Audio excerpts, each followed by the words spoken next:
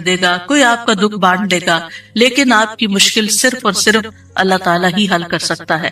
وَإِن يَمْسَسْكَ اللَّهُ بِضُرٍّ فَلَا كَاشِفَ لَهُ إِلَّا هُوَ وَإِن يَمْسَسْكَ بِخَيْرٍ فَهُوَ عَلَى كُلِّ شَيْءٍ قَدِيرٌ. اگر اللہ تجھے کوئی تکلیف پہنچائے تو اس کے سوا اسے کوئی دور کرنے والا نہیں, اور اگر وہ تجھے کوئی بھلائی پہنچائے تو وہ ہر چیز پر پوری طرح قادر ہے. ہم دیکھتے ہیں کہ عام طور پر لوگ مشکل وقت میں اللہ تعالیٰ کے سوا سب کو بھول جاتے ہیں. آخر میں انسان صرف اللہ ہی کو یاد کرتا ہے, اور یہ صرف مسلمان کے ساتھ ہی نہیں, نان مسلمز کے ساتھ, شرک کرنے والوں کے ساتھ, الحاد کا رستہ اختیار کرنے والوں کے ساتھ بھی یہی معاملہ ہے. اور اس میں ہم دیکھتے ہیں کہ ایک مرتبہ جب اکرمہ بن ابی جہل نبی صلی اللہ علیہ وسلم سے بھاگ کر کشتی پر سوار ہو گئے, مکہ سے بھاگ گئے اور پھر جزیرۃ العرب چھوڑنا چاہا, اور جس کشتی پر بیٹھے وہ سمندر کے بیچ میں جا کر ڈوبنے لگی. تو کشتی کے مالکوں نے کہا کہ لوگوں اخلاص کے ساتھ دعا کرو. اخلاص کا مطلب یہ ہے کہ بتوں کو بھول جاؤ اور صرف اللہ سے دعا کرو, اس لیے کہ اس کے ڈوبنے کو صرف اللہ ہی بچا سکتا ہے. تو اس وقت سے چونک اٹھے کہ اسی چیز کی دعوت تو ہمیں محمد صلی اللہ علیہ وسلم دے رہے ہیں. اس وقت انہوں نے عہد کیا کہ اگر آج اے رب تو مجھے بچا لے گا تو پہلا کام میں یہ کروں گا کہ میں محمد صلی اللہ علیہ وسلم کے ہاتھ میں اپنا ہاتھ دے دوں گا, میں اسلام قبول کر لوں گا. اور پھر آپ جانتے ہیں کہ اکرمہ بن ابی جہل نے کس اخلاص کے ساتھ اسلام قبول کیا, تو دعا کی قبولیت ہی ان کے اسلام کا ایک ذریعہ بنی. اور دعا کرنے کی 3 صورتیں ہیں. ایک تو یہ کہ اللہ تعالیٰ کی توحید بیان کرنا, جس میں انسان کہتا ہے یا اللہ لا الہ الا اللہ لا الہ الا انت سبحانک انی کنت من الظالمین. یہ دعا کا ایک طریقہ ہے. یہاں آپ صرف اللہ تعالیٰ کی توحید بیان کر رہے ہیں, اپنی کوتاہیوں کا اعتراف کر رہے ہیں. پھر اسی طرح آپ کہتے ہیں ربنا, اے ہمارے رب. یہاں بھی آپ اپنے رب کو رب کہہ کے پکار رہے ہیں, گویا اللہ تعالیٰ کی تعریف کر رہے ہیں. اور پھر دوسرا طریقہ یہ ہے کہ اللہ تعالیٰ سے انسان صرف بخشش کا سوال کرتا رہے اور رحمت کا سوال کرتا رہے, جیسے استغفر اللہ استغفر اللہ استغفر اللہ. کیونکہ اگر آپ کی بخشش ہو گئی تو آپ کے راستے میں جتنی بھی مشکلات ہیں وہ خود بخود حل ہونا شروع ہو جائیں گی. یعنی آپ کو اس وقت کہنے کی ضرورت نہیں ہوگی کہ یار اب مجھے یہ چاہیے مجھے وہ چاہیے. آپ صرف یہ کہتے ہیں کہ اللہ وہ گناہ جو میرے اور تیرے بیچ میں حائل ہو گئے ہیں, جو تیری رحمت تک مجھے پہنچنے نہیں دے رہے, یا رب تو ان کو دور کر دے, تو مجھے معاف کر دے. اور یہ چیز انسان کی مشکلات دور کرنے کا ذریعہ بن جاتی ہے اور اس کی حاجات پوری ہونے کا ذریعہ بن جاتی ہے, جو بھی اس کی زندگی میں کوئی حاجت اور ضرورت ہوتی ہے. اسی طرح کبھی آپ اللہ سے صرف رحمت کا سوال کر رہے ہوتے ہیں, یا حی یا قیوم برحمتک استغیث, صرف رحمت مانگ رہے ہوتے ہیں, کیونکہ اگر اللہ سبحانہ تعالیٰ کی رحمت آ جائے تو ساری مشکلات ہی آسان ہو جائیں, پھر تو کوئی غم ہی نہ رہے, کوئی پریشانی ہی نہ رہے. اور تیسرا طریقہ ہے کہ انسان اللہ تعالیٰ سے اپنی دنیاوی حاجات مانگے یا آخرت کی ضروریات مانگے, جیسے اے اللہ مجھے مال دے, اے اللہ مجھے اولاد دے, اے اللہ مجھے گھر دے, اے اللہ مجھے گاڑی دے. اور صحابہ اتنی چھوٹی چھوٹی چیزیں بھی مانگتے تھے, جیسے جوتی کا تسمہ اگر ٹوٹ گیا تو بھی اللہ سے مانگتے تھے. چھوٹی سے چھوٹی ضرورت سے لے کے بڑی سے بڑی ضرورت تک براہ راست اللہ تعالیٰ سے مانگی جا سکتی, اور اس میں کوئی عیب کی بات نہیں, کوئی گناہ کی بات نہیں. وہ آپ کا رب ہے, وہ سب سے زیادہ آپ کا خیر خواہ ہے, لہٰذا آپ اس سے نہیں مانگیں گے تو کس سے مانگیں گے؟ اور وہ جو سب کچھ دینے پہ قادر ہے اس سے نہیں مانگیں گے تو کس سے مانگیں گے؟ لہٰذا اس کو پکارتے رہنا چاہیے. تو نمبر 1 طریقہ صرف اللہ کی توحید بیان کرنا, اللہ کی تعریف کرتے رہنا. عرفہ کے دن کی سب سے بہترین دعا کیا ہے؟ لا الہ الا اللہ وحدہ لا شریک لہ لہ الملک ولہ الحمد وہو علی کل شیء قدیر. اس میں کیا مانگا آپ نے؟ کچھ بھی نہیں. آپ نے صرف اللہ کی توحید بیان کی ہے, لا الہ الا اللہ کہا ہے, وحدہ کہا ہے, لا شریک لہ کہا ہے, اپنے آپ کو اللہ کے لیے خالص کیا ہے. یہ دعا ہے. اور پھر دوسرا یہ کہ استغفار اور رحمت کی دعا. اور تیسرا کوئی بھی ضرورت جو ہو کسی بھی زبان میں, کسی بھی چیز کی, روحانی, جذباتی, مادی, دنیا کی, آخرت کی, کوئی بھی چیز وہ مانگتے چلے جائیں. ہم دیکھتے ہیں کہ انبیاء علیہ السلام اپنی حاجات اللہ تعالیٰ کے سامنے رکھتے تھے, مشکل وقت میں اللہ تعالیٰ کی طرف رجوع کیا کرتے تھے. کانو اذا فزعوا الی الصلاۃ, یہ حدیث ہے مسند احمد کی, کہ انبیاء پر جب بھی کوئی پریشانی آتی تو وہ نماز کی طرف متوجہ ہو جاتے تھے, نماز پڑھنے لگتے تھے.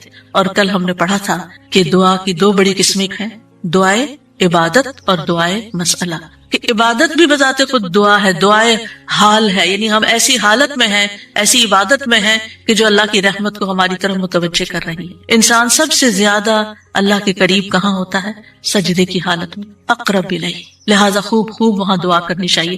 تو نماز بذات خود پریئر ہے، اس کو کہتے بھی پریئر ہے، جو صلاۃ کا معنی بھی دعا ہے، تو وہ تو دعا کا مجموعہ ہے۔ اسی لیے وَاسْتَعِینُوا بِالصَّبْرِ وَالصَّلَاةِ، جب انسان پر کوئی مشکل آئے تو فوراً نماز کی طرف جائے اور نماز پڑھ کر اللہ تعالیٰ سے دعا بھی کرے، اور بذات خود اگر نوافل پہ نوافل بھی پڑھ رہا ہے یا طویل قیام کر رہا ہے، طویل سجدہ کر رہا ہے، تو یہ بھی ایک طرح سے دعا یا عبادت ہی کی حالت میں ہے۔ انبیاء علیہ السلام کی دعائیں کیوں قبول ہوئی؟ ہم ایک کے بعد ایک پیغمبر کے بارے میں قرآن مجید میں پڑھتے ہیں، اور ہر پیغمبر کی دعا کے بارے میں پڑھتے ہیں کہ وہ قبول ہو گئی۔ کیوں؟ انہم کانوا یسارعون فی الخیرات ویدعوننا رغبا ورہبا۔ دو کام تھے ان کے، ایک تو یہ کہ وہ نیکی کے کاموں میں بہت جلدی کرتے تھے، یسارعون فی الخیرات، تو دعاؤں کی قبولیت کے لیے کیا ہے؟ نیکیوں میں جلدی کریں، نیکیوں میں دوڑ لگائیں، نیکیوں میں آگے بڑھیں۔ ویدعوننا رغبا ورہبا، اور وہ ہمیں پکارتے تھے رغبت کے ساتھ بھی اور رہبت کے ساتھ بھی، امید کے ساتھ بھی اور خوف کے ساتھ بھی۔ تو انسان کو اپنے رب کو امید اور خوف دونوں طریقوں سے پکارنا چاہیے۔ تو ہم دیکھتے ہیں کہ آدم علیہ السلام پر جب پریشانی آئی، شیطان کے کہنے میں وہ آ گئے، اور پھر انہوں نے دعا کی، ربنا ظلمنا انفسنا وَإِن لَّمْ تَغْفِرْ لَنَا وَتَرْحَمْنَا لَنَكُونَنَّ مِنَ الْخَاسِرِينَ، کہ اے ہمارے رب، ہم نے اپنی جانوں پر ظلم کیا، اگر تو نے ہمیں نہ بخشا، ہم پر رحم نہ کیا، تو ضرور ہم خسارہ پانے والوں میں سے ہو جائیں گے۔ تو کیا ہوا؟ اللہ تعالیٰ نے دعا قبول کی، فَتَلَقَّىٰ آدَمُ مِن رَّبِّهِ كَلِمَاتٍ فَتَابَ عَلَيْهِ إِنَّهُ هُوَ التَّوَّابُ الرَّحِيمُ۔ اللہ سبحانہ تعالیٰ نے آدم علیہ السلام کی توبہ قبول کر لی۔ نوح علیہ السلام کی قوم نے ان کے ساتھ بہت برا سلوک کیا۔ كذبت قبلهم قوم نوح فكذبوا عبدنا وقالوا مجنون وازدجر فدعا ربه انی مغلوب فانتصر۔ ان سے پہلے قوم نوح نے بھی جھٹلایا تھا، بس انہوں نے ہمارے بندے کو جھٹلا دیا اور کہنے لگے یہ مجنون ہے، اور وہ بری طرح جھڑک دیا گیا۔ یعنی قوم کے اوباش قسم کے لوگ ان کے ساتھ ڈانٹ ڈپٹ بھی کرتے تھے، اور بعض روایات میں آتا ہے کہ انہوں نے ان کو اتنا مارا کہ بے ہوش کر دیا۔ تو انہوں نے اپنے رب کو پکارا، انی مغلوب، رب میں مغلوب ہو گیا ہوں، میرا ان پہ کوئی بس نہیں چلتا، میں ان کے ساتھ ہر طریقہ آزما چکا ہوں، یہ نہیں مانتے، بس تو میری مدد کر۔ کیا ہوا؟ اللہ تعالیٰ فرماتے وَنُوحًا إِذْ نَادَىٰ مِن قَبْلُ فَاسْتَجَبْنَا لَهُ فَنَجَّيْنَاهُ وَأَهْلَهُ مِنَ الْكَرْبِ الْعَظِيمِ۔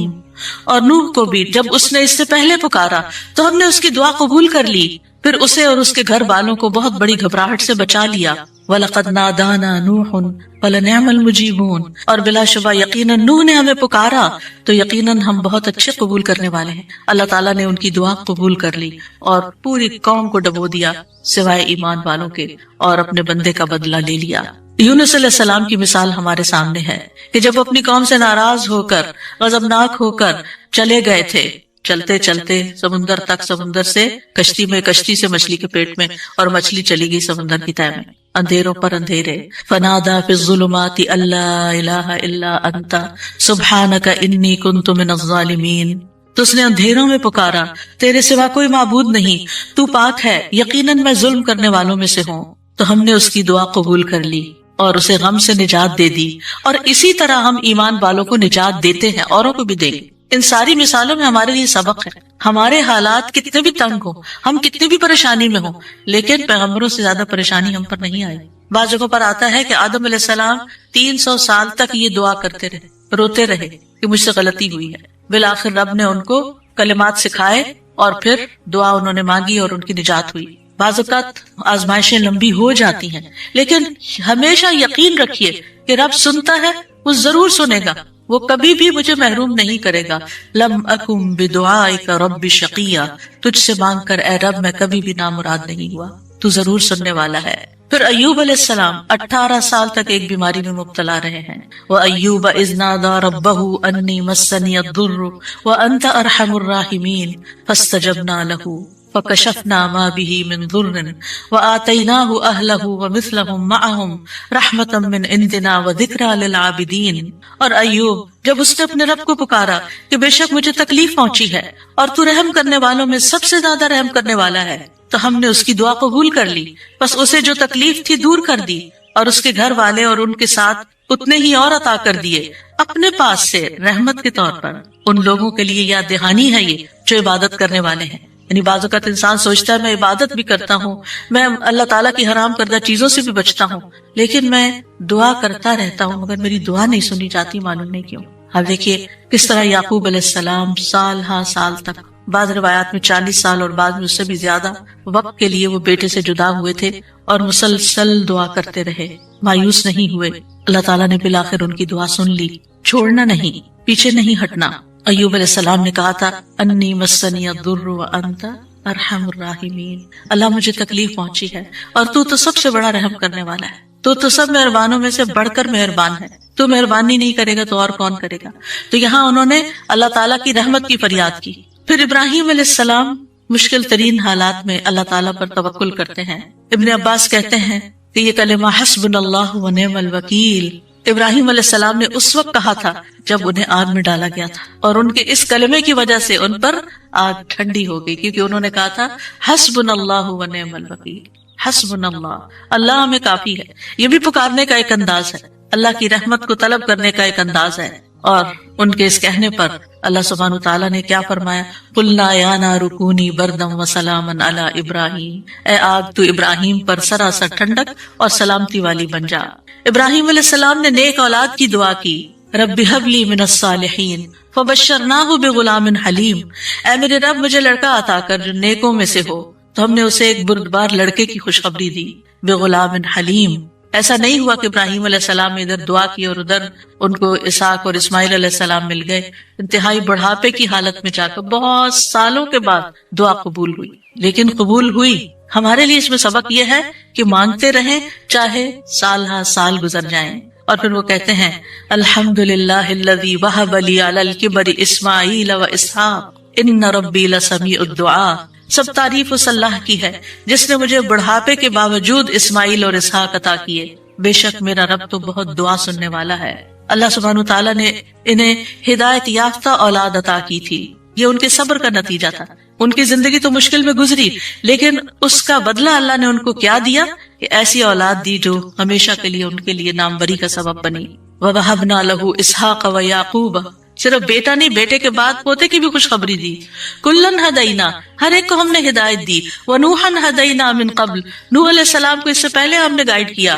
ومن ذریتہ داود وسلیمان وایوب ویوسف وموسیٰ وہارون وکذالک نجزی المحسنین, اور اس کی اولاد میں سے داؤد اور سلیمان اور ایوب اور یوسف اور موسیٰ اور ہارون, اور اسی طرح ہم نیکی کرنے والوں کو جزا دیتے ہیں. یعقوب علیہ السلام کا حال آپ کے سامنے ہے.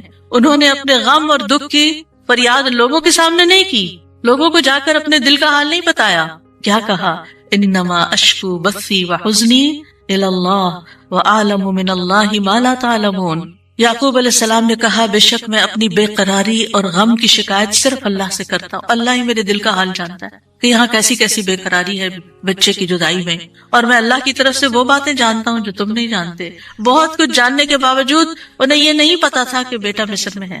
اللہ نے نہیں بتایا. وہ کہہ سکتے تھے نا اللہ تعالیٰ مجھے بتا دیں وہ کہاں ہے, آپ تو جانتے ہیں آپ مجھے بھی بتا دیں, لیکن اللہ سبحانہ تعالیٰ نے اس کا بھی ایک وقت رکھا تھا. اگر پیغمبروں کے لیے قبولیت کا ایک وقت ہے تو ہمارے لیے بھی دعاؤں کی قبولیت کا ایک وقت ہوتا ہے. قبولیت کا مطلب یہ نہیں ہوتا کہ بس منہ سے نکلتے ہی بات آپ کی فرمائش پوری ہو جائے. اور پھر آپ دیکھیے کہ کس طرح اللہ تعالیٰ نے ان کی دعا قبول کر لی. اور پھر ہم دیکھتے ہیں کہ یوسف علیہ السلام کی مثال, انہوں نے تو اپنے لیے ایک انوکھی ہی دعا مانگی. قال رب السجن احب الی, قید خانے میں جانے کی دعا کی تاکہ ان عورتوں کا قید اور مکر جو ہے وہ ان سے دور ہو جائے. فاستجاب له ربه فصرف عنه كيدهن, رب نے اس کی دعا قبول کر لی اور ان عورتوں کا مکر فریب حضرت یوسف سے ہٹا دیا.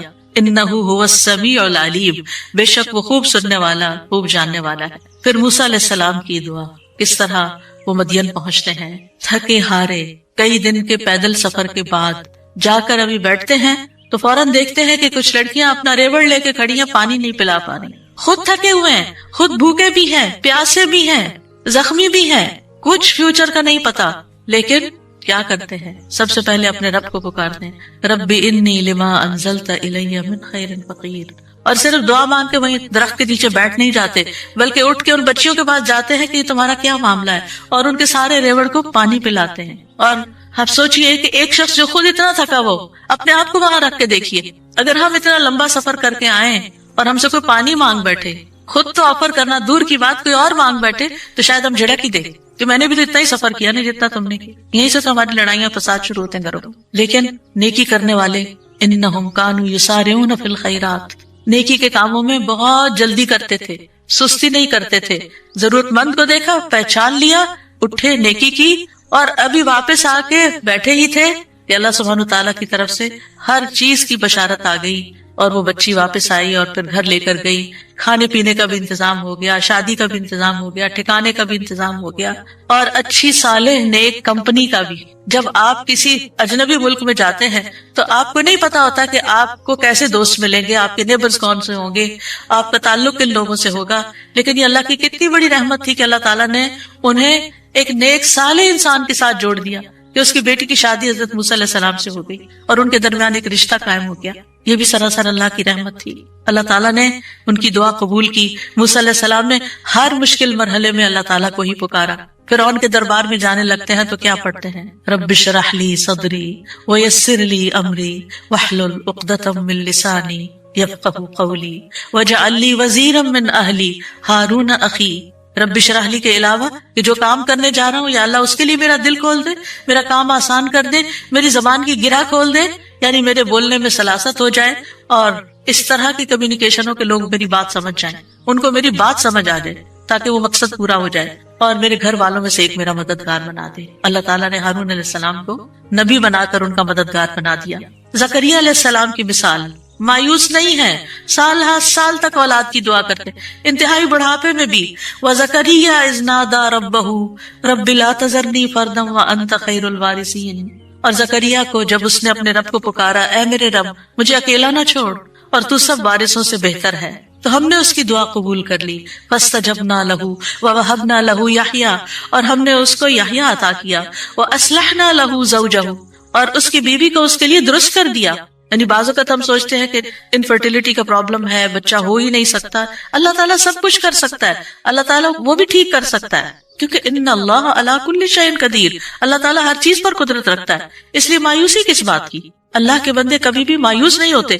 ہاں, مانگنے سے کبھی نہیں تھکتے, مانگتے رہتے ہیں کہ اللہ تعالیٰ سبب کے ساتھ بھی دیتا ہے اور بغیر سبب کے بھی دیتا ہے, اس کے لیے کیا مشکل ہے. پھر نبی صلی اللہ علیہ وسلم کس طرح دعا کرتے ہیں, استستغیثون ربکم فاستجاب لکم انی ممدکم بألف من الملائکۃ مردفین. جب تم اپنے رب سے مدد مانگ رہے تھے تو اس نے تمہاری دعا قبول کر لی کہ بے شک میں 1000 فرشتوں کے ساتھ تمہاری مدد کرنے والا ہوں جو ایک دوسرے کے پیچھے آنے والے ہیں. کس طرح نبی صلی اللہ علیہ وسلم بدر کے میدان میں فریادیں کر رہے تھے, اپنے رب کو پکار رہے تھے.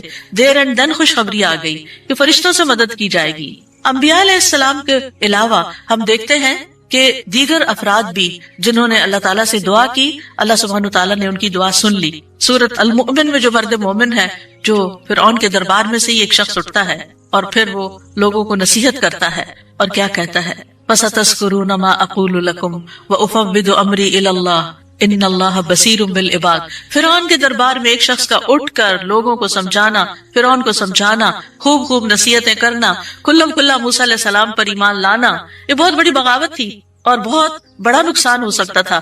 لیکن اس مرد مومن نے کیا کہا, افوض امری الی اللہ, میں اپنا معاملہ اللہ کے سپرد کرتا ہوں. کیا ہوا پھر, فوقاہ اللہ سیئات ما مکروا وحاق بآل فرعون سوء العذاب, اللہ نے اسے ان کی بری چالوں سے بچا لیا جو انہوں نے تدبیریں کی تھی, ان سے نجات دی, اور آل فرعون کو برے عذاب نے گھیر لیا. اللہ نے اپنے بندے کو بچا لیا اور پوری قوم کو ڈبو دیا. پھر اسی طرح کچھ واقعات احادیث میں آتے ہیں, جیسے غار والوں کا قصہ ہے, کس طرح اللہ سبحانہ تعالیٰ نے ان کی دعائیں سنی اور صرف دعاؤں کے نتیجے میں غار کے دروازے سے پتھر ہٹ گیا اور وہ باہر نکل آئے. پھر اسی طرح ایک اور بچے کا واقعہ ملتا ہے جسے بادشاہ نے جادوگر کے پاس جادو سیکھنے کے لیے بھیجا, تو اس نے جادو سیکھنے کی بجائے الٹا اللہ تعالیٰ کی پہچان کا علم کسی سے حاصل کر لیا راستے میں. جب بادشاہ کو پتا چلا تو بہت ناراض ہوا اور غصے میں آ کر اس نے کہا کہ اس بچے کو فلاں پہاڑ پہ لے جاؤ اور اسے پہاڑ کی چوٹی سے گرا دو تاکہ یہ ہلاک ہو جائے, اور اگر یہ اپنے دین سے پھر جائے تو اسے چھوڑ دینا, انکار کرے تو نیچے پھینک دینا. بادشاہ کے جو ساتھی تھے وہ لڑکے کو پہاڑ کی چوٹی پر لے گئے. اس لڑکے نے ایک دعا مانگی, اللہم اکفنیہم بما شئت, اللہم اکفنیہم بما شئت، اے اللہ جس طرح تو چاہے تو مجھے ان کے مقابلے میں کافی ہو جا، ان کے مقابلے میں تو میرا ساتھ دے۔ تو کہتے ہیں پہاڑ پر ایسا زلزلہ آیا کہ جس سے اس کے سارے ساتھی جو لے کے گئے تھے وہ سارے گر گئے، وہ سب الٹے گرے، اور وہ لڑکا چلتا ہوا بادشاہ کی طرف دوبارہ آ گیا۔ بادشاہ نے اس لڑکے سے پوچھا تیرے ساتھیوں کا کیا ہوا؟ لڑکے نے کہا اللہ مجھے ان سے کافی ہو گیا۔ بادشاہ نے پھر اس لڑکے کو اپنے ساتھیوں کے اور لوگوں کے حوالے کر کے کہا کہ اسے ایک چھوٹی سی کشتی میں بٹھاؤ اور سمندر کے بیچ میں جا کے کشتی الٹ دو، اس کو وہاں پھینک دو، اگر یہ اپنے دین سے پھر جائے تو چھوڑ دینا، انکار کرے پھینک کے آ جانا۔ بادشاہ کے ساتھی اس لڑکے کو لے کر گئے تو لڑکے نے پھر یہی دعا کی، اللہم اکفنیہم بما شئت، اے اللہ تو جس طرح چاہے مجھے ان سے کافی ہو جا۔ پھر وہ کشتی بادشاہ کے ساتھیوں سمیت الٹ گئی، سب غرق ہو گئے، اور وہ لڑکا چلتا ہوا واپس بادشاہ کے پاس آ گیا۔ بادشاہ نے اس لڑکے سے کہا تیرے ساتھیوں کا کیا ہوا؟ کہنے لگا اللہ مجھے ان کے مقابلے جنت میں ایک گھر بنا دے، اور مجھے فرعون سے اور اس کے عمل سے نجات دے، اور مجھے ظالم قوم سے نجات دے۔ تو کیا ہوا؟ اللہ تعالیٰ نے ان کی دعا قبول کر لی۔ ابو ہریرہ کہتے ہیں کہ فرعون نے اپنی بیوی کے دونوں ہاتھوں اور دونوں پاؤں کے لیے 4 میخیں گاڑی، یعنی جیسے وصولی دیتے ہیں نا، تو ہر ہاتھ میں میخ گاڑی اور پاؤں میں بھی۔ جب وہ فرعونی ان سے جدا ہوتے تو فرشتے ان پہ سایہ کر لیتے۔ اس وقت انہوں نے یہ دعا کی، بس اللہ تعالیٰ نے جنت میں ان کے گھر سے پردہ ہٹا کر ان کو گھر دکھا دیا، یہ گھر بن چکا ہے تمہارا، اس صبر کی بدولت جو انہوں نے اس تکلیف پر کیا اور اپنے ایمان کو بچایا۔ سارہ علیہ السلام نے کس طرح اس ظالم بادشاہ کے مقابلے میں مدد طلب کی۔ آپ جانتے ہیں کہ ابراہیم علیہ السلام نے حضرت سارہ کے ساتھ ہجرت کی تھی اور انہیں لے کر ایک شہر میں پہنچے، جو اس کا بادشاہ تھا وہ بہت ظالم تھا، اور جب اسے پتا چلتا کہ کوئی مسافر ایسا ہے جس کے ساتھ بہت خوبصورت عورت ہے تو وہ اس سے زبردستی چھین لیتا تھا۔ اسے پتا چلا کہ ابراہیم علیہ السلام اپنے ساتھ ایک ایسی عورت کو لائے ہیں جو عورتوں میں سب سے زیادہ خوبصورت ہے، تو انہوں نے ابراہیم علیہ السلام کو پیغام بھیجا کہ یہ تمہارے ساتھ کون ہے؟ تو انہوں نے کہا کہ یہ میری بہن ہے۔ پھر سارہ کے پاس گئے تو انہوں نے کہا میری بات کو جھٹلانا نہیں، کیونکہ میں نے ان کو بتایا کہ تم میری بہن ہو، اللہ کی قسم اس سرزمین میں میرے اور تمہارے علاوہ دوسرا کوئی مومن نہیں، یعنی ہم ایمان میں بہن بھائی ہیں۔ تو انہوں نے پھر سارہ کو ظالم کے پاس بھیج دیا۔ بادشاہ سارہ کی طرف بڑھنے لگا تو یعنی حضرت سارہ نے اٹھ کر وضو کیا، نماز پڑھنے لگی اور یہ دعا کی، اللہم ان کنت آمنت بک وبرسولک واحسنت فرجی الا علی زوجی فلا تسلط علی الکافر۔ اے اللہ اگر میں تجھ پر اور تیرے رسول پر ایمان لائی ہوں اور میں نے اپنی شرمگاہ کو اپنے شوہر کے سوا محفوظ رکھا ہے تو اس کافر کو میرے اوپر مسلط نہ ہونے دے۔ اس پر بادشاہ کا سانس گلے میں پھنس گیا اور گر کر ایڑیاں رگڑنے لگا، اور حضرت سارہ کو نجات مل گئی۔ نہ صرف ایک نجات ملی بلکہ ان کے ساتھ توفتاً حضرت ہاجر کو بھی ساتھ دیا گیا۔ خولہ بنت ثعلبہ کی مثال قرآن میں آپ کے سامنے ہے کہ کس طرح ان کے شوہر نے ان سے زہار کیا تو وہ پریشان ہو گئی اور نبی صلی اللہ علیہ وسلم کے پاس آئیں اور تکرار کرنے لگی کہ میرے مسئلے کا کوئی حل بتایا جائے۔ تو اس پر اللہ سبحانہ وتعالیٰ نے کیا آیات نازل کی، قد سمع اللہ قول التی تجادلک فی زوجها وتشتکی الی اللہ واللہ یسمع تحاورکما۔ اللہ نے سن لی اس عورت کی بات جو تم سے اپنے شوہر کی شکایت کر رہی تھی اور اپنے خاوند کے بارے میں جھگڑ رہی تھی اور اللہ کی طرف شکایت کر رہی تھی، اور اللہ تم دونوں کی بات سن رہا تھا۔ اللہ سبحانہ وتعالیٰ نے اس عورت کی بات سن لی کا مطلب کیا ہے؟ دعا قبول کر لی، مسئلے کا حل مل گیا۔ اسی طرح سلف صالحین جو ہیں وہ بھی اللہ کو پکارتے ہیں۔ امت کے جو نیک لوگ ہیں ان میں سب سے پہلے صحابہ کرام ہیں، وہ سب سے بڑھ کر اللہ تعالیٰ کو جاننے والے تھے، اللہ تعالیٰ کی معرفت رکھتے تھے، وہ اللہ کے رسول کو جاننے والے تھے، وہ دین میں سب سے زیادہ بصیرت رکھتے تھے اور سب سے زیادہ دعا کرنے کے ادب آداب سے واقف تھے کہ کیسے دعا کی جاتی ہے۔ ہم دیکھتے ہیں کہ عمر بن خطاب رضی اللہ عنہ دعا کے ذریعے اپنے دشمن کے خلاف فتح طلب کرتے تھے، اور یہ دعا ان کے لشکروں میں سے عظیم لشکر تھا۔ کہتے ہیں نا کہ اللہ تعالیٰ کے لشکر ہیں، جیسے سکینت بھی اللہ کے لشکروں میں سے ایک لشکر ہے، تو وہ دعا کو بھی اللہ کا ایک لشکر سمجھتے تھے۔ وہ اپنے ساتھیوں سے کہا کرتے تھے تم کثرت تعداد کی بنیاد پر فتح نہیں دیے جاتے بلکہ تمہاری مدد آسمان سے کی جاتی ہے، اللہ تمہاری مدد کرتا ہے، یعنی تمہاری دعائیں سنتا ہے۔ اسی طرح عبداللہ بن زبیر کے بارے میں آتا ہے، وہ کہتے ہیں کہ جمل کی جنگ کے موقع پر جب زبیر رضی اللہ عنہ کھڑے ہوئے تو مجھے بلایا، میں ان کے پہلو میں جا کر کھڑا ہو گیا، بیٹے ہیں ان کے۔ انہوں نے کہا بیٹا آج کی لڑائی میں ظالم مارا جائے گا یا مظلوم؟ میں سمجھتا ہوں کہ آج میں مظلوم قتل کیا جاؤں گا، اور مجھے سب سے بڑی فکر اپنے قرضوں کی ہے، کیا تمہیں بھی کچھ اندازہ ہے کہ قرض ادا کرنے کے بعد ہمارا کچھ مال بچ سکے گا؟ پھر انہوں نے کہا بیٹے ہمارا مال فروخت کر کے اس سے قرض ادا کر دینا۔ کہنے لگے بیٹا اگر قرض ادا کرنے سے عاجز ہو جاؤ تو میرے مولا سے اس میں مدد چاہنا، کام نہ ہو تو اللہ سے مدد چاہنا۔ عبداللہ نے بیان کیا کہ اللہ کی قسم، ان کے بیٹے کہتے ہیں اللہ کی قسم میں ان کی بات اس وقت نہ سمجھ سکا، میں نے پوچھا اے میرے بابا من مولا کا، آپ کا مولا کون ہے؟ قال اللہ، کہنے لگے اللہ۔ عبداللہ کہتے ہیں اللہ کی قسم، قرض ادا کرنے میں جب بھی دشواری پیش آئی میں نے اسی طرح دعا کی، یا مولا زبیر، ہے زبیر کے مولا، اقض عنہ دینہ، آپ ان کی طرف سے قرض ادا کر دیجئے، اس کا بندوبست کر دیجئے، اور ادائیگی کی کوئی نہ کوئی صورت پیدا ہو جاتی تھی، دعا قبول ہو جاتی۔ سفیان ثوری کہا کرتے تھے، اے وہ ذات جس کو اپنے تمام بندوں میں سے وہ انسان سب سے زیادہ محبوب ہے جو اس سے مانگے تو کثرت سے مانگے، یعنی اللہ تعالیٰ کو وہ شخص زیادہ پیارا ہے جو زیادہ دعائیں کرتا ہے۔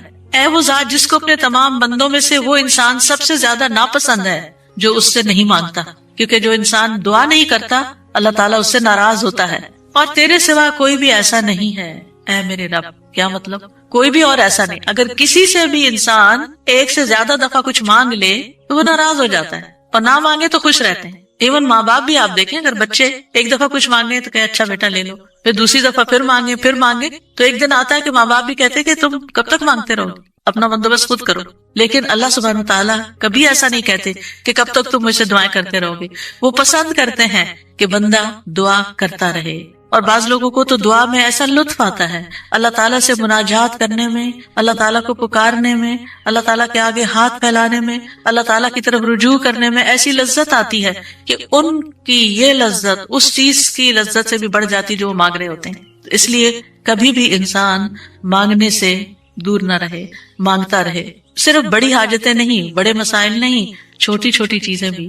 لیس بن سعد کہتے ہیں کہ ابو حازم کہا کرتے تھے، مجھے نمک بھی چاہیے تو میں اپنی دعاؤں میں اللہ سے مانگتا ہوں کہ مجھے نمک چاہیے۔ نمک سب سے چھوٹی چیز ہوتی ہے نا۔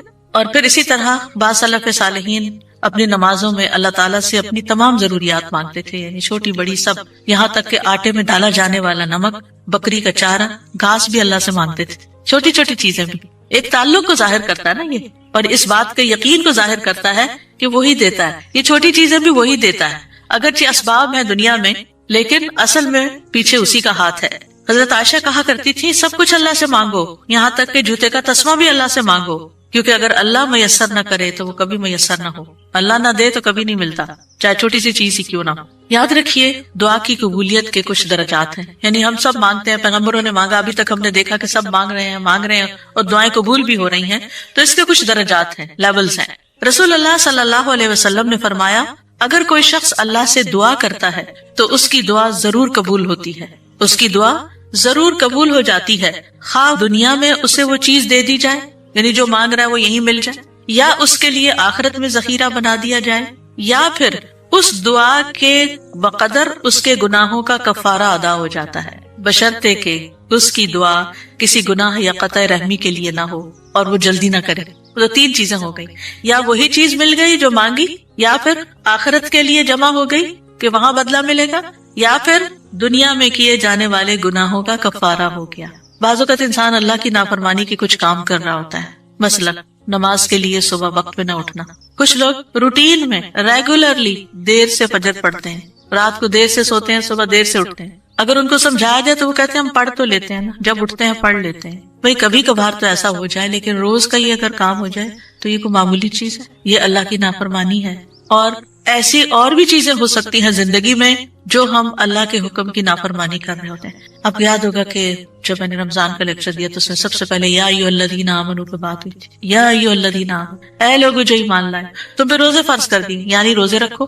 اور کتنے ہی اللہ تعالیٰ کے احکامات ایسے ہیں جو اللہ تعالیٰ مومنوں سے ان کو فلفل کرنے کے لیے کہتا ہے، لیکن کیا ہم وہ سارے فلفل کر رہے ہیں؟ اگر ہماری کوئی بات نہ مانے تو ہم کتنے ناراض ہوتے ہیں۔ کوئی بچہ ہماری بات نہ سنے، مثلا شور کر رہا ہے، ہم کہتے چپ ہو جاؤ، نہیں چپ ہوتا، پھر آپ کہتے دیکھو چپ ہو جاؤ، شور نہیں کرو، دیکھو بھائی کو نہیں مارو، ایک دفعہ، دو دفعہ، تین دفعہ، پھر اٹھ کے کیا کرتے ہیں؟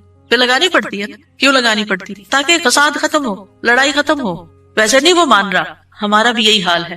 اللہ تعالیٰ ہمیں ڈھیل دیے رکھتے ہیں، یہ غلط کام نہیں کرو، نہیں کرو، نہیں کرو، مختلف چانسز ملتے رہتے ہیں، نہیں چھوڑتے، پھر اللہ تعالیٰ کسی مشکل میں ڈال دیتے ہیں، اب بندے بنو گے، تم اب آؤ گے میری طرف۔ پھر بندہ اللہ کی طرف رجوع کرتا ہے، پھر توبہ کرتا ہے، پھر معافیاں مانگتا ہے، پھر دعائیں کرتا ہے، پھر اللہ سبحانہ وتعالیٰ اس کی دعا سن لیتا ہے اور اس کے پچھلے گناہ معاف ہو چکے ہوتے ہیں۔ جب تک دعائیں کرتا رہتا ہے، وہ عبادت کی حالت میں ہوتا ہے نا، تو اس عبادت سے ان الحسنات یذہبن السیئات، گناہ جب معاف ہو جاتے ہیں، بندہ نکھر کے ٹھیک ہو جاتا ہے، پھر اس کی دنیا کی مشکل آسان ہو جاتی ہے، اور آخرت میں بھی اس کی صفائی ہو چکی ہوتی ہے، گناہ کم ہو چکے ہوتے ہیں۔ ہمیں سمجھ نہیں آ رہی ہوتی کہ یہ ہمارے ساتھ کیا ہو رہا ہے، ہماری دعا کیوں نہیں قبول ہو رہی، لیکن وہ قبول ہو رہی ہوتی ہے، وہ کہیں اور کام کر رہی ہے، وہ کسی اور طریقے سے قبول ہو رہی ہے، وہ گناہوں کی معافی کا ذریعہ بن رہی ہے. اسی لیے دعا کا ایک طریقہ کیا ہے؟ صرف استغفار کرنا. جیسے نوح علیہ السلام نے کہا تھا فَقُلْتُ اسْتَغْفِرُوا رَبَّكُمْ إِنَّهُ كَانَ غَفَّارًا يُرْسِلِ السَّمَاءَ عَلَيْكُمْ مِدْرَارًا. قحط سالی ہو گئی، بارشیں رک گئی، استغفار کرو، بارشیں برسنے لگیں گی. تمہارے گناہوں کی وجہ سے رکی تھی، توبہ کر لو، پھر حالات اچھے ہو جائیں. سارے مل کے توبہ کرو، پوری قوم توبہ کرے. اسی لیے وہ صلاۃ الاستسقاء پڑھی جاتی ہے، سب مل کے دعا کرتے ہیں اللہ تعالیٰ سے. تو نبی صلی اللہ علیہ وسلم نے فرمایا بشرطے کہ اس کی دعا کسی گناہ یا قطع رحمی کے لیے نہ ہو اور وہ جلدی نہ کرے. صحابہ نے عرض کیا یا رسول اللہ جلدی سے کیا مراد ہے؟ آپ نے فرمایا یہ کہے کہ میں نے اللہ سے دعا کی لیکن اس نے قبول نہیں کی. یہ نہ کہے کبھی. بعض اوقات کوئی شخص اپنا مسئلہ بتاتا ہے نا اور اس کو حل یہ بتایا جاتا ہے دعا کرو، تو کہتے ہیں دعا تو بہت کی ہے، پھر اور کیا کرنا ہے؟ پھر بھی دعا ہی کرنی ہے، ابھی اور بھی کرنی ہے، ابھی کاؤنٹ پورا نہیں ہوا، ابھی ٹائم پورا نہیں ہوا. جب تک وہ ٹائم نہیں آتا تمہیں مانگتے چلے جانا ہے، مانگتے رہو، اسی میں فائدہ ہے. تمہیں نہیں پتا تمہارے لیے کتنا بڑا اجر اکٹھا ہو رہا ہے. اگر آج وہ قبول ہوگی نا تم پھر مستی میں آ جاؤ، کیونکہ اللہ تعالیٰ کو زیادہ پتا ہے نا کہ اس بندے کو اگر میں نے یہ چیز دے دی اس کی تو آخرت خراب ہو جائے گی. آپ کو نہیں پتا ہوتا کہ آپ اگر اپنے بچے کو اس ایج میں گاڑی لے دیں گے تو وہ کیا کرے گا، اس ایج میں فلاں چیز دے دیں گے تو کیا کرے گا. حالانکہ آپ افورڈ کر سکتے ہیں، آپ اس کو دے سکتے ہیں، لیکن کیوں نہیں کوئی چیز دیتے اس وقت جب وہ مانگ رہا ہوتا ہے، آپ کی منتیں کر رہا ہوتا ہے، دائیں بائیں آگے پیچھے دن رات آپ کے پیچھے بچے پڑ جاتے ہیں. مجھے یاد ہے کہ میرے ایک بچے کو جب فون چاہیے تھا تو پیچھا ہی نہیں چھوڑتا تھا، دن رات میرے پیچھے، دن رات میرے پیچھے. میں نہیں دینا چاہتی تھی کہ ابھی وہ ایج نہیں میچورٹی کی کہ جس میں فون دیا جائے. تو کیا میں ظالم تھی؟ نہیں، اسی کی خاطر، اسی پر مہربانی اور اسی کے فائدے کی خاطر نہیں دینا چاہتی. یہ تو ہم انسان ہیں کم عقل، چھوٹی سی عقل میں تھوڑی سی بات سمجھ جاتے ہیں کہ ابھی یہ چیز نہیں دینی. اسی طرح آپ کے گھر میں مثلاً کوئی شوگر کا پیشنٹ ہے، اس کا من پسند کھانا رکھا ہوا ہے لیکن آپ اس کو نہیں دیتے. کیوں نہیں دیتے؟ ایسا نہیں ہے کہ وہ ہے نہیں کھانا، سب کچھ ہے، لیکن اس لیے نہیں دیتے کہ وہ کھا کر بیمار ہوگا اور بیمار ہوگا، سخت نقصان ہو سکتا ہے، نہیں دینا. تو کیا اللہ تعالیٰ کو نہیں پتا کہ جو کچھ ہم مانگ رہے ہیں وہ ابھی ہمیں اس کو دینا ہے یا نہیں دینا، ابھی یہ کام ہو جانا چاہیے یا نہیں ہو جانا چاہیے؟ اس کو ہم سے زیادہ پتا ہے. وَلِلَّهِ الْمَثَلُ الْأَعْلَىٰ. اس لیے کوئی بھی اگر دعا قبول نہیں ہوتی کوئی بات نہیں، موقع غنیمت جانے اللہ سے قریب ہونے کا، قریب تر ہوتے جانے کا. اسی میں خیر، اسی میں بھلائی ہے. قَدْ جَعَلَ اللَّهُ لِكُلِّ شَيْءٍ قَدْرًا. اللہ نے ہر چیز کا ایک اندازہ رکھا ہے، وقت رکھا ہے، ایک ٹائم ہے، اس پر ہو جائے گا. اب یہ جو تین ہے قبولیت کے راستے، ان میں سے سب سے پہلا کہ کبھی اللہ تعالیٰ وہ چیز دے دیتا ہے جو ہم مانگتے ہیں. مثلاً ابراہیم علیہ السلام نے نیک بیٹا مانگا تھا، ربی حبلی من الصالحین. انہوں نے صرف بیٹا نہیں مانگا، کہا ربی حبلی من الصالحین، اللہ مجھے نیک بیٹا دے. کتنے عقل مند تھے نا. ہم جب کوئی چیز مانگتے ہیں تو بس کہتے ہیں کچھ مل جائے، بس جو بھی مل جائے لے لیں گے. نہیں، کوالٹی والی چیز مانگے، اللہ سب کچھ دے سکتا ہے. تو اللہ تعالیٰ نے کیا کیا؟ فبشرناہ بغلام حلیم. تو ہم نے اسے ایک بہت بردبار لڑکے کی، بہت ٹالرنٹ، بہت ہمبل، بہت اچھے اخلاق والے بچے کی خوشخبری دی. آپ دیکھیں کہ ہم حلم اور برداشت کو نیکی نہیں عام طور پہ سمجھتے کہ یہ بھی کوئی نیکی، حالانکہ یہ نیکیوں کی بنیاد بن جاتی. جس بندے کے اندر ٹالرنس ہوتی ہے وہ دوسرے کی بات سن کے برداشت کر جاتا ہے، وہ وار سہ جاتا ہے، وہ شوق برداشت کر لیتا ہے. تو کتنی بڑی کوالٹی، کتنی بڑی خوبی کہ کوئی آپ کو اوفینڈ کرے اور آپ اوفینڈ نہ ہو، اور اگر ہوں بھی تو آپ برداشت کر جائیں اور اپنے منہ سے کچھ نہ بولیں، ایک کان سے سونے دوسرے سے نکال دیں اور اس کو دل پر نہ لیں. کچھ لوگوں کا حال یہ ہوتا ہے کہ اگر چھوٹی سی بھی کوئی بات ان کو کہہ دے تو وہ ان کے اندر ایسی ہلچل مچاتی ہے کہ انہیں ہر چیز بھول جاتی ہے اور وہ وہی سوچے جاتے. یہ بھی اپنے آپ کو ٹارچر دینا ہے. جس نے وہ بات کی اس کو تو شاید خبر بھی نہ ہو، تو میٹھی نیند سو رہا ہو اور آپ خواہ اپنے بستر پہ کروٹ بدل رہے ہیں. تو یہ کیا ہے؟ ریزسٹنس نہیں ہے آپ کے اندر. آپ ہر چیز لیے جا رہے ہیں اپنے اوپر. کیوں اپنے اوپر ہر چیز لیے جا رہے ہیں؟ پر پھینکے اس کو اٹھا کے کہ اس نے کہا، اس کا اخلاق، اس کی غلطی اسی پر. میں اپنے دل میں یہ نہیں سوچوں. اپنے آپ کو بول کے کہا کرے. آواز کا بھی ایک اثر ہوتا ہے. بولا کرے مجھے اس بات کو اب نہیں سوچنا، مجھے اس کو محسوس نہیں کرنا، مجھے اپنے دل میں نہیں رکھنا. اور پیٹرن بریک کر کے کچھ ایسی چیز پڑھے، کچھ ایسا کام کرے کہ بھول جائیں اس کو. اور نیکسٹ ٹائم وہ شخص سامنے آئے تو منہ بنا کے اور غصے کی آنکھوں سے مت دیکھیں، اچھے سے اسمائل کر کے دیکھیں، اچھے سے اسمائل کر کے بات کریں. آپ دیکھیں گے کہ وہ جو غصہ آیا بھی تھا نا وہ کہیں چلا جائے گا، لیکن ہم غصے کو پرورش دیتے ہیں، اس کی پرورش کرتے ہیں. کہا تھا نا اس نے، اب میں نے اس کے ساتھ یہ کر، اندر ہی کھچڑی پکاتے رہتے ہیں، اور جب وہ شخص سامنے آتا ہے تو کوئی نہ کوئی سخت لفظ بول جاتے ہیں کیونکہ ہم بدلہ لینا چاہ رہے ہیں. اب کیا ہے، آپ نے تو ایک لفظ بولا، ہو سکتا ہے وہ 10 اور بول دے. آپ بتائیں کیا کریں گے؟ مسئلہ تو حل نہیں ہوا، مسئلہ تو وہیں کھڑا رہا، پریشانی تو وہیں رہی، تو کیا فائدہ ہوا؟ تو اس لیے یہ حلم کی کوالٹی جو ہے، یہ برداشت کی کوالٹی جو ہے، بہت بڑی خوبی ہے. اور آپ دیکھیے کہ اگر آپ کے بچے کے اندر یہ ہے نا تو آپ بڑی خوش قسمت پیرنٹ ہیں کہ آپ اس کو ڈانٹ رہے ہیں، آپ اس کو سنا رہے ہیں اور وہ آگے سے آپ کو جواب نہیں دیتا. کتنے خوش قسمت ہیں آپ کہ آپ کا بچہ آپ کی ڈانٹ سن لیتا ہے، آپ کا بچہ آپ کا غصہ برداشت کر جاتا ہے اور پھر بھی آپ کے ساتھ اچھا سلوک کرتا ہے. یہ کوئی چھوٹی نعمت ہے، یہ ہے نیک ہونا، یہ نیکی کی علامت ہے. انہوں نے کہا اللہ نیک بچہ چاہیے، اللہ نے کہا اچھا یہ حلیم بچہ لے، حلم والا ہے. اسی لیے تو جب انہوں نے کہا آؤ میں تمہیں ذبح کرتا ہوں تو وہ حاضر ہو گئے. ٹھیک ہے ذبح بھی کر لیں. آج آپ دیکھیں کہ بعض اوقات ہمارے بچے دنیاوی لحاظ سے بڑے کامیاب ہوتے، لیکن ایک چھوٹی سی بات ان کو کہہ دیں تو وہ اتنے زیادہ اوفینڈ ہو جاتے ہیں. تو وہ آنکھوں کی ٹھنڈک تو نہ ہوئے نا، صرف ان کی دنیاوی کامیابی، وہ تو ان کے اپنے لیے ہیں دنیاوی کامیابی. ٹھیک ہے ماں باپ کو بھی نیک نامی سے کچھ حصہ مل جاتا ہے، لیکن ماں باپ کی آنکھوں کی ٹھنڈک اولاد کی نیکی ہوتی ہے. یہ جو ہم کہتے ہیں نا ربنا ہب لنا من ازواجنا وذریاتنا قرۃ اعین، تو ایک ایمان والے کے لیے آنکھوں کی ٹھنڈک اس میں ہوتی ہے کہ بچہ خیر اور بھلائی کے کتنے کام کرتا ہے. بہرحال ان کی دعا قبول ہو گئی. کبھی ایسا بھی ہوتا ہے کہ مانگی ہوئی چیز سے اللہ تعالیٰ زیادہ بہتر چیز آپ کو دے دیتا ہے. آپ کچھ اور مانگ رہے تھے، آپ کو مانگنا نہیں آ رہا تھا، اللہ تعالیٰ کو آپ پر پیار آیا، آپ نے چھوٹا مانگا، اللہ نے اس سے بڑھ کر آپ کو دے دیا. کئی دفعہ ہم کہتے ہیں نا کہ میں نے تو کبھی یہ سوچا بھی نہیں تھا، میں نے اتنا نہیں مانگا تھا. میرے ایک رشتے دار نے، اللہ نے ان کو بہت دیا، تو کبھی میری بات ہوتی ہے ان سے تو کہتے ہیں کہ میں نے اتنا نہیں مانگا تھا، میں نے اتنا نہیں مانگا تھا، اور اللہ تعالیٰ دیتا ہی چلا جا رہا ہے. تو ایسا بھی ہوتا ہے کہ بعض اوقات آپ والدین کے بڑے فرما بردار ہوتے ہیں، ان کے دکھ درد کے ساتھی ہوتے ہیں، اور اللہ سبحانہ وتعالیٰ آپ کو صلہ رحمی کا ویسے بھی وعدہ ہے کہ جو رشتے جوڑے گا، جو ماں باپ کے ساتھ احسان کا برتاؤ کرے گا، رشتے جوڑے گا، تعلقات اچھے رکھے گا، اللہ تعالیٰ اس کی عمر اور رزق میں برکت عطا فرمائے گا. یہ رزق کے دروازوں میں سے ایک دروازہ ہے کہ تھوڑا بھی ہے تب بھی احسان کا معاملہ کرو، رشتے داروں کے ساتھ اپنے تعلقات اور ریلیشن شپ اچھے رکھو. تو اللہ سبحانہ وتعالیٰ کبھی کبھی ہم کچھ مانگتے ہیں، اللہ تعالیٰ ہمیں اس سے بھی بہتر عطا کرتا ہے. آپ دیکھیں عمران کی بیوی نے کیا کہا تھا، رب انی نذرت لک ما فی بطنی محررا، اللہ میں نے تیرے لیے اس کی نظر مانی ہے جو میرے پیٹ میں، وہ آزاد ہوگا. فتقبل منی، آپ مجھ سے قبول کر لیں، انک انت السمیع العلیم، آپ سننے والے ہیں، سب کچھ جاننے والے ہیں. اور اب کیا ہوا، بیٹی پیدا ہو گئی. انہوں نے سمجھا کہ بیٹی کوئی اچھی چیز نہیں، بیٹا چاہیے تھا، خیال ان کا یہ تھا.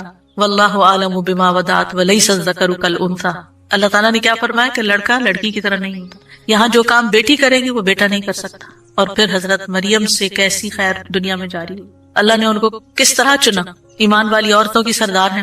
کبھی اللہ تعالیٰ مانگی ہوئی چیز جیسی کوئی تکلیف دور کر دیتا ہے. آپ کچھ مانگ رہے ہوتے ہیں اور ادھر سے تکلیف آ رہی ہوتی ہے، اللہ تعالیٰ اس مانگنے کی وجہ سے اس تکلیف کو پیچھے ہٹا دیتے ہیں. ہم کہتے ہیں ہماری دعا قبول نہیں، کتنی غلط بات کرتے ہیں، استغفر اللہ. ہم کہتے ہیں میری دعا قبول نہیں، بھائی ہو چکی ہے، اللہ نے فرمایا ہے نا اجیب دعوت الداعی اذا دعانی، میں قبول کرتا ہوں. کیسے کہتے ہو نہیں قبول ہوتی؟ ہوئی ہے، تمہیں نہیں پتا کس شکل میں ہوئی ہے. تم چھوٹی چیز مانگ رہے تھے، میں تمہیں بہتر دینے والا ہوں.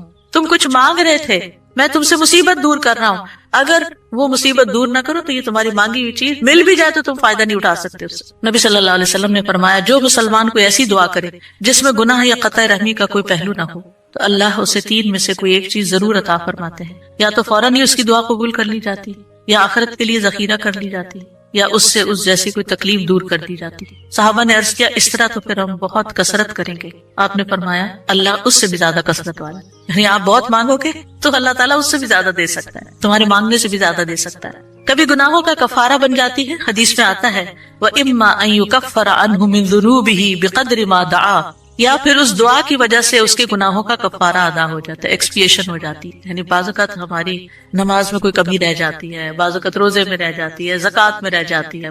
کئی چیزیں ہیں جو ہمارے فرائض ہیں ہم ادا کر رہے ہوتے ہیں لیکن کہیں نہ کوئی کمی ہوتی ہے اور اس کا ہمیں پتہ ہی نہیں چلتا. کبھی وضو میں کوئی کمی رہ جاتی ہے، تو ان چیزوں کا پھر کفارہ تو کرنا ہے نا.